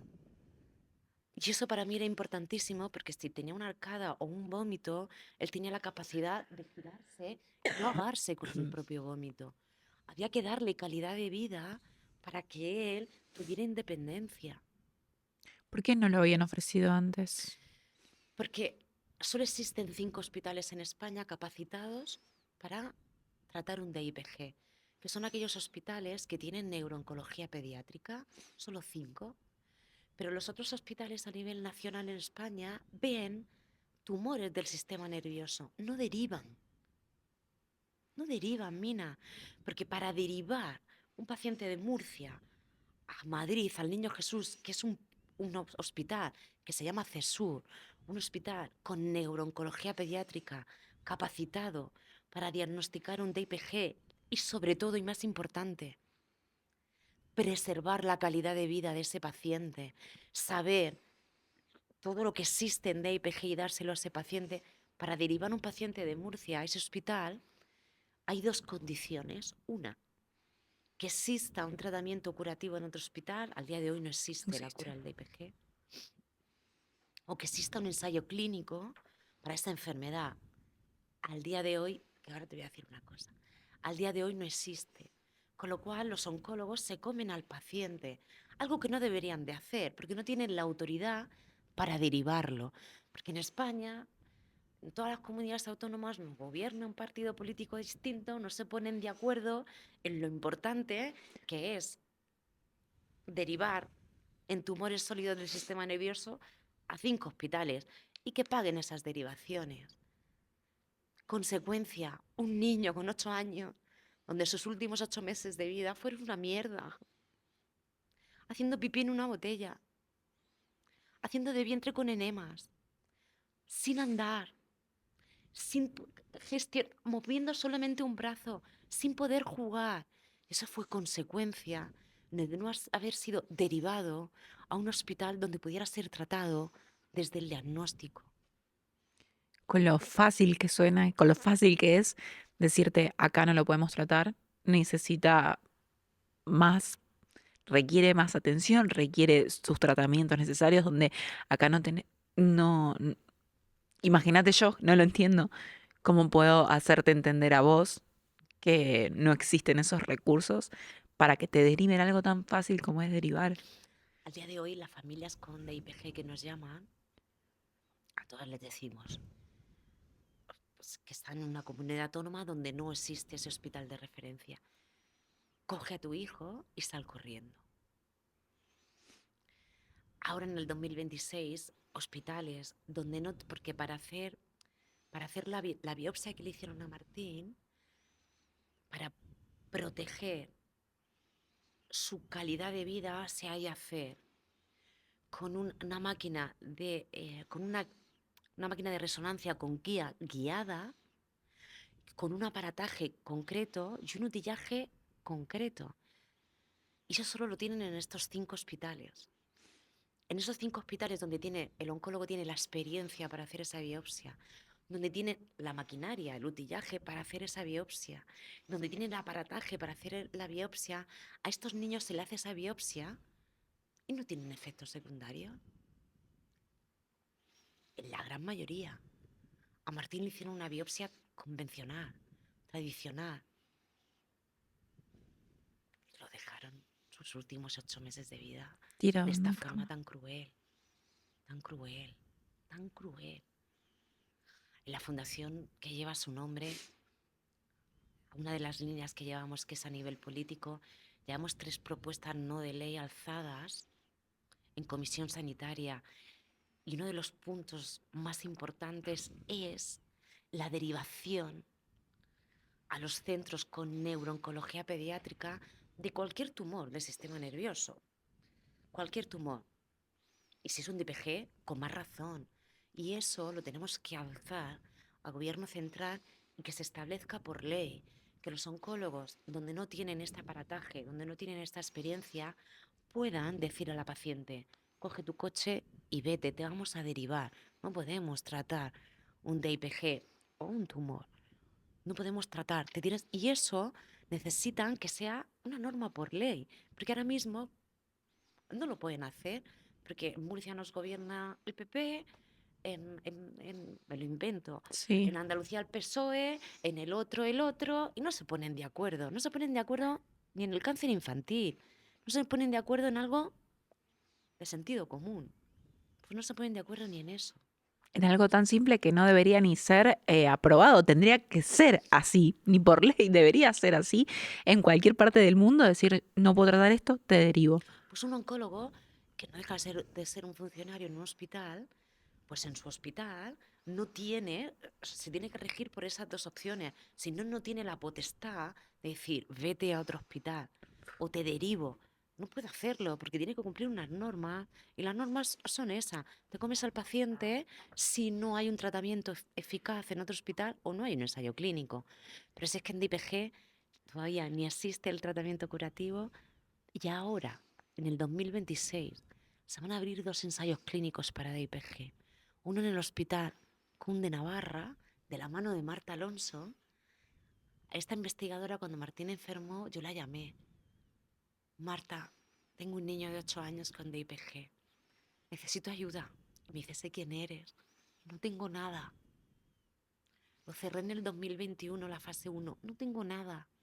Pues esta investigadora, con su grupo de investigación de la Cunde Navarra, está llevando a fase 2 este virus oncolítico que te dice en placa que amplía hasta en 5 años la esperanza de vida. Y eso se va a hacer realidad pagando. Pagando ese ensayo clínico, Mina. Pero Lo es hemos tenido que que es pagar. lo que vos hiciste en tu casa.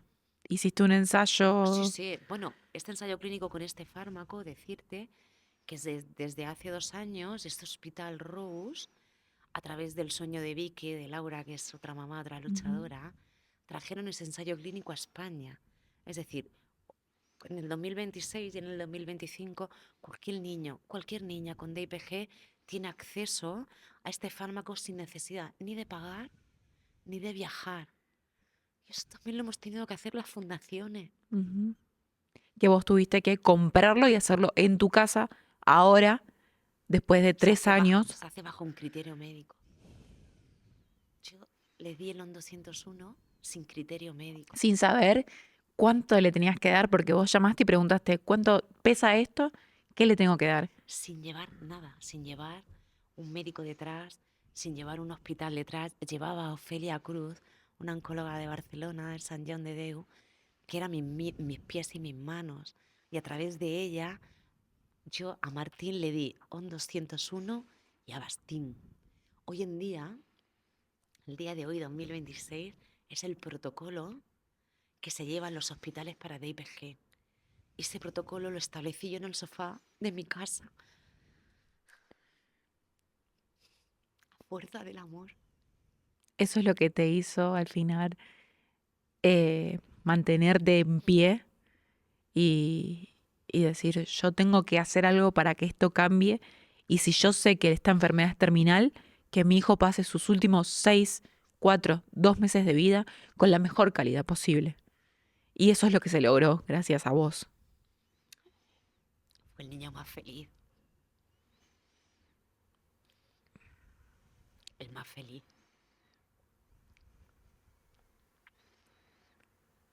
Yo creo también, ¿sabes? Que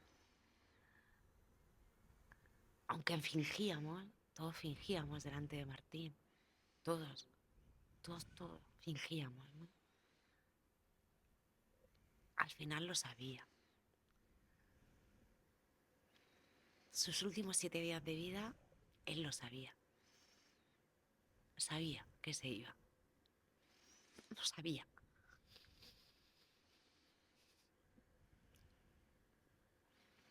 Él se fue la madrugada del jueves al viernes y ese miércoles, ese lunes, empezó a despedirse de todos de una forma personal, hasta de sus compañeros de clase. Fue al cole a llevarle animales blanditos que le salían en sobres. Como solo le funcionaba un brazo, pues lo aficioné a lo único que podíamos hacer, que era abrir sobres con sorpresas dentro. Teníamos todas las conexiones, bueno, todos los kioscos de Murcia, en cuanto llegaba una colección, yo les decía, llamarme que me la quedo entera. Yo necesitaba mantener su mente, Sí. entretenerlo, jugar. Y él no podía jugar de otra forma que no fuese esa. Y se fue a despedirse de sus compañeros de clase y se llevó una bolsa de animales blanditos, los repes, todos los repetidos, No iba a dar los nuevos. solo los repes. Y nosotros estábamos en el hospital recibiendo muy malas noticias. Y mi hermana Ima él le dijo a mi hermana Ima, tita, llévame al cole, quiero ver a mis amigos. Y cógete la bolsa de animales blanditos. Y cuando llegó al cole, bajó todo el colegio, con sus seños, sus compañeros, los profesores. Él empezó a repartir muñecos. Y a su seño Isabel al oído le dijo, señor, te regalo esta ave que brilla en la oscuridad. Ponla en tu mesita cuando te acuestes y cada vez que la veas, acuérdate de mí. Me dice, mamá, me tienes que llevar al chino de la de casa, que he visto unos trofeos de plástico que pone al mejor abuelo, al mejor abuela, al mejor tito, a la mejor tita, al mejor hermano, que quiero comprar. Le compró 4 días antes de irse un trofeo a mis padres, a mis hermanas, a mi cuñado, a sus hermanos. Llamó a mi hermana Ima, tita, voy a ir a Terra Natura y te voy a comprar una tortuga que es tu animal favorito y otra de las primas, dáselo. Llamó a mi sobrino Dani esa semana, Dani, tienes que venir, me tienes que pasar una partida de Pokémon. Y mi cuñada Dani, mi sobrino Dani me dijo, tita, nunca me había llamado. Ese miércoles se atragantó cenando. Ya tenía la tráquea doblada, se atragantó. Martín, Martín, Martín, tose, tose, tose. Se estaba ahogando. Su padre lo zarandeó, su hermano. Cuando recogió, cobró el aliento, me dice, mamá, me quiero morir ya.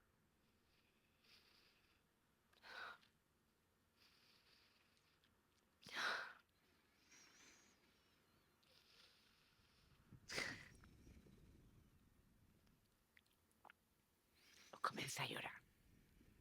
Nunca había llorado delante de él. Nunca, nunca.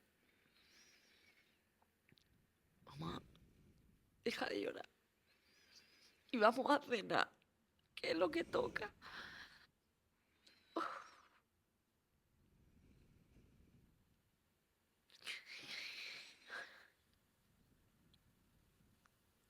Esa semana cuando su padre lo subía a la cama a dormir conmigo, yo le decía, Martín, no te duermas, háblame, háblame, no duermas, por favor, no te duermas.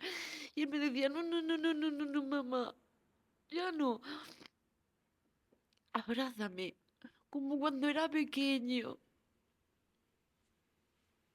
Y espera que me duerma. No te duermas antes que yo. Él lo sabía. Lo sabía.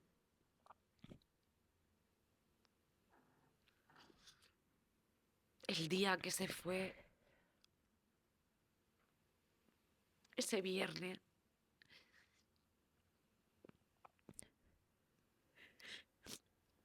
me dice, mamá, vamos al hospital, que quiero que me pongas la máscara, que huele a culo de dinosaurio. La máscara que le ponían para sedarlo. Y yo, Martín, ¿qué te pasa? ¿Qué te duele? Dime qué te duele.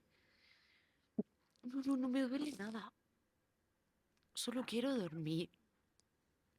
Quiero ir al hospital a dormir.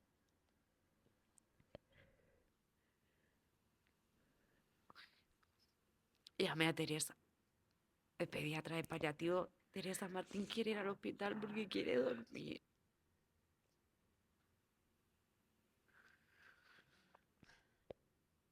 Veniros para acá, me dice.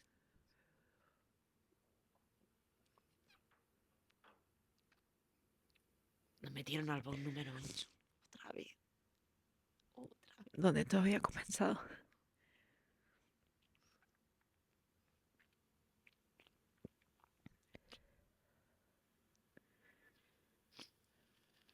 Él quería la máscara, que la quería. Y Teresa dijo, ¿tú quieres la máscara? Pues vamos a ponerte la máscara. Llamó al celador y nos fuimos todos a la habitación de los animales marinos, de la resonancia. Lo pusimos ahí. Y Teresa le daba oxígeno. Y le ponía una máscara con oxígeno.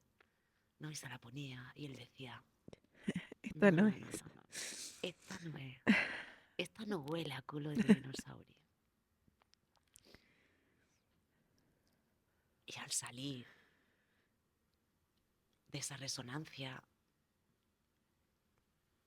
con todos, alrededor de esa cama, y yo cogiéndole la mano, me dice, mamá, que sepas que soy un fanático de los animales. Y se fue. No lo volví a oír hablar. Nació amando a los animales y sus últimas palabras fueron hacia el amor, hacia los animales. Las últimas. Una sonrisa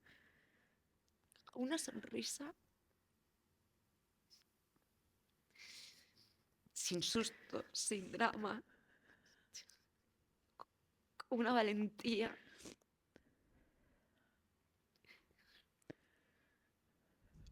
No lo volví a oír hablar.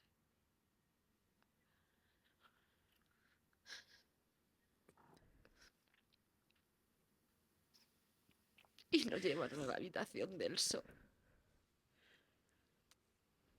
Oncología pediátrica. Espera. Ojalá hubiese sabido que existía un monstruo llamado DIPG cuando él nació. Ojalá lo hubiese sabido.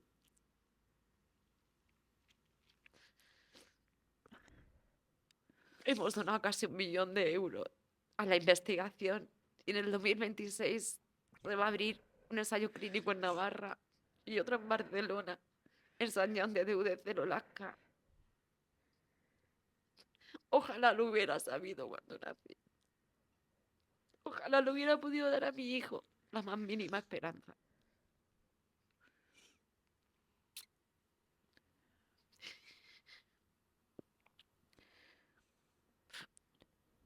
Necesitamos mucha ayuda para esto, ¿sabes? Muchísima ayuda. Son 2 ensayos clínicos. Que van a entrar 23 niños entre los dos. Si se diagnostican con estas 50 casos, es que no hay para todo. Es que no hay para todo.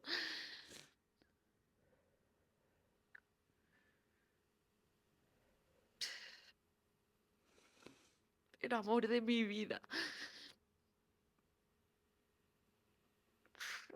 Mi capricho.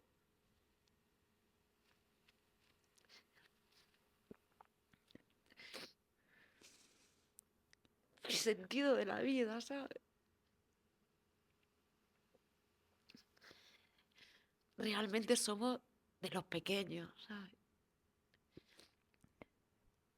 O bien porque tienes hermanos pequeños, o porque tienes hijos, o porque tú tienes sobrinos.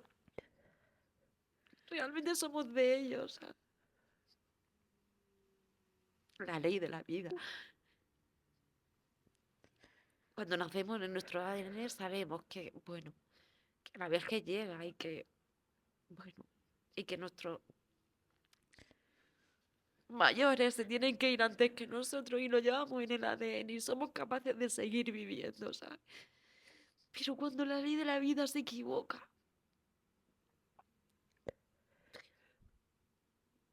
Es muy difícil.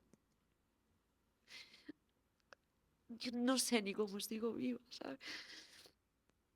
No sé cómo sigo viva.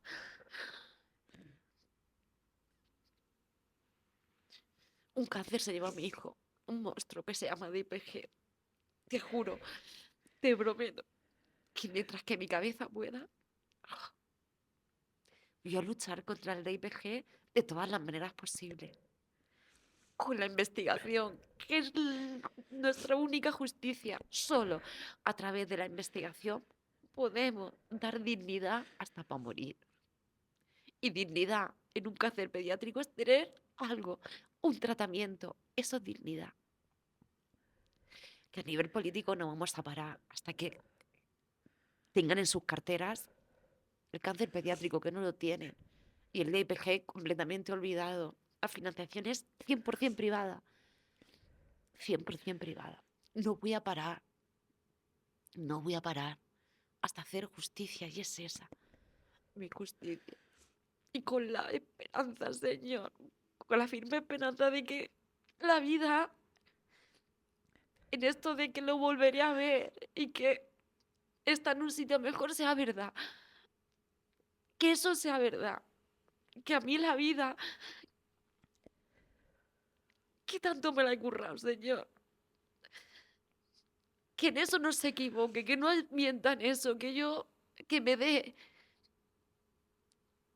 que sea verdad. Que yo me imagino mi primer día en el cielo, ¿sabes? Agachada, con los brazos así, gritando Martín, y Martín viniendo corriendo, ¡Mami! ¡Oh! Que yo lo huela, que yo me sienta completa, que me enseñe el cielo, que por favor, que la vida en eso no se equivoque, que yo voy a hacer todo lo posible por ganarme, en estar junto a mi hijo, todo lo posible. Que yo sé que desde que mi hijo se fue, lo que vivo son vidas extras y que las aprovecho al máximo. A través de su fundación, a través de lo que él nos inculcó, a través de esto, porque esto tenemos que establecer un camino de baldosa contra el DPG y yo eso lo voy a hacer, pero por favor, a cambio de que lo vuelva a ver, por favor, por favor, por favor, por favor.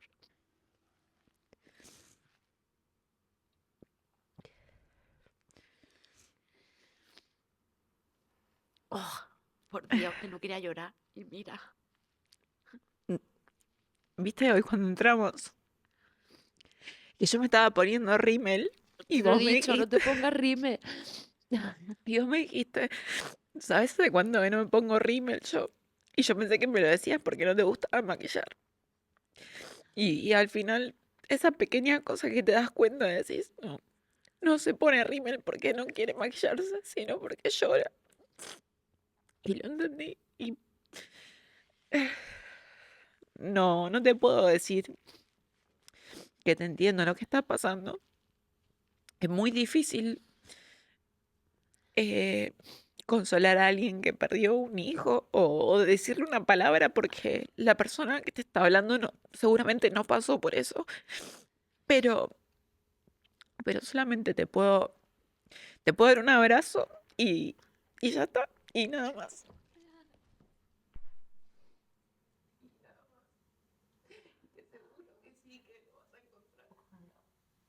Es que es muy difícil en estos momentos porque ¿qué se le dice a una persona que perdió un hijo? Más que acompañar. Más que acompañar y estar y nada más. Y que sí, que tampoco lo sé con certeza, pero tengo la esperanza como vos de que algún día Por Dios, que te sea verdad. puedas encontrar y que es lo que mereces. Y que todo este esfuerzo que haces para seguir viva, para mantener la fundación, es lo que es lo que te mantiene adelante. Tenga su recompensa. Yo voy a hacer todos los deberes. Si en algún momento no sabía cuál era el sentido de mi vida, la vida me posicionó. Lo sé, lo tengo claro. Sé que este es el camino. Sé que él tiene que ser a través de la Fundación de Martín. Yo lo sé. Yo voy a hacer los deberes. Pero ojalá, Sé mía, que sí. ojalá, nena, ojalá, ojalá, ojalá. tengo una vecina que es súper espiritual, muy espiritual. Y yo siempre le digo, Cristina, si yo me voy antes que tú, aunque me vaya en verano en Murcia, que los veranos de Murcia son hornos. Tú, si me voy en agosto, que aunque sean 40 grados, cuando te duches, haz vaho en el baño, que te iba a escribir, tía, vas a flipar. Y es así como uno tiene que mantener la esperanza para nada, para seguir en pie. Y te agradezco de verdad, de corazón, por abrirte acá, por sentarte, por charlar con nosotros, por venir desde Murcia. em, Porque no debe ser fácil también sentarse y revivir todo lo que pasa. A que va a llegar un momento que seguramente lo vas a contar y deje de doler. No sé, es como que vas a tener que aprender a convivir con eso o con ese dolor. O, es que no sé cómo se hace. No, y seguramente vos tampoco lo sepas. Mira, a veces en algunas vidas, no en todas, en algunas, hay un momento que te rompe, se quiebra tu vida, se quiebra en ese instante, y tú parpadeas porque dices, no, no, yo quiero volver 15 segundos antes de esto. No, no, no, no, yo quiero volver 15 segundos. Y es imposible. Es completamente imposible. Y es completamente imposible volver 15 segundos atrás en la vida. Y es completamente imposible una vez que te quiebra volver a ser la de antes. Es imposible que de mi mente, ¿no?, se borren las imágenes tan horribles que como madre tuve que ver y aquellas tan preciosas que yo tuve que ver, ¿no? Yo todavía no soy capaz de decir, me siento una afortunada, ¿no?, por haber vivido 8 años con Martín. Todavía no tengo esa fuerza, pero sí la esperanza de que llegue un momento en el que yo pueda decir eso. Qué afortunada he sido.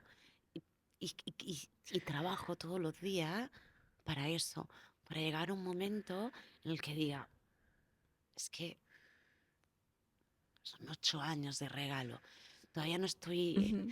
en ese momento, ¿no? Todavía me puede más apenas la tristeza, el dolor y el sufrimiento, ¿no? Todavía me puede más. Pero también he aprendido a coger todo eso, todos los sentimientos que van del negro al gris oscuro, cogerlos todos, hacer una maraña y que eso me sirva para levantarme mañana y seguir luchando contra el DIPG y contra los tumores sólidos del sistema nervioso.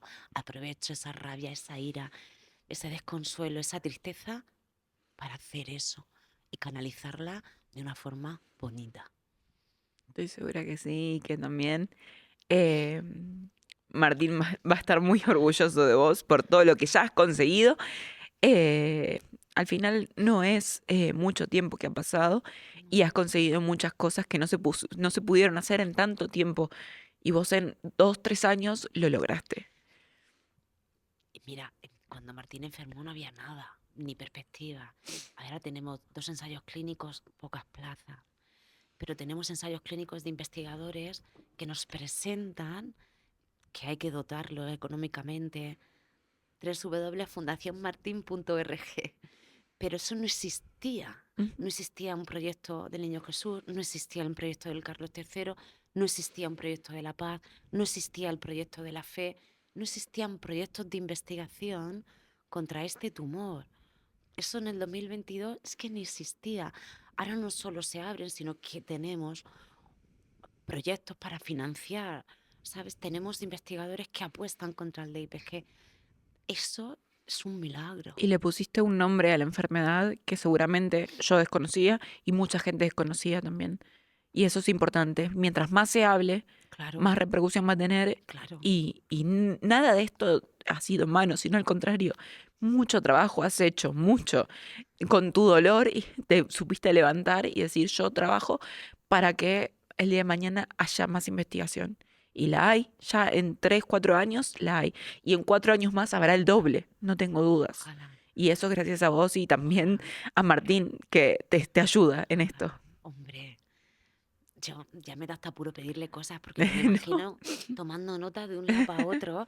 Y yo muchas veces, no, porque en mi mente automáticamente digo, ay Martín, por favor, ay, si puedes, échame un cable en esto, si puedes esta reunión, si puedes este proyecto, ¿no?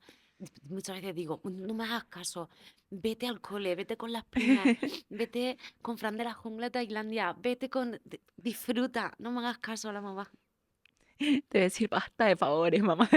Y yo ahí tomando nota, Sí, corriendo sí, de un sí, sitio sí, para sí. otro, digo, ay señor, pobrecito conmigo, ¿sabes? Que es pequeño, es muy pequeño. Es pequeño, pero no pequeño, porque con tan chiquito sabía tantas cosas Sí, sí, sí, sí, sí, y no dudo, no dudo que está haciendo toda su magia desde, sí, desde sí, donde quiera que esté. sí, sí. Y nada, muchas gracias en serio por venir, esa. A ti por No, invitarme. ya nada. Enhorabuena, te embarazo.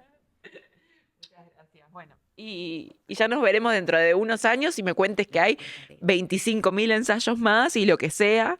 Y nada, me alegro de tenerte acá y que puedas contar tu historia. Gracias a Gracias. ti. Gracias a ti. Okay, let's go.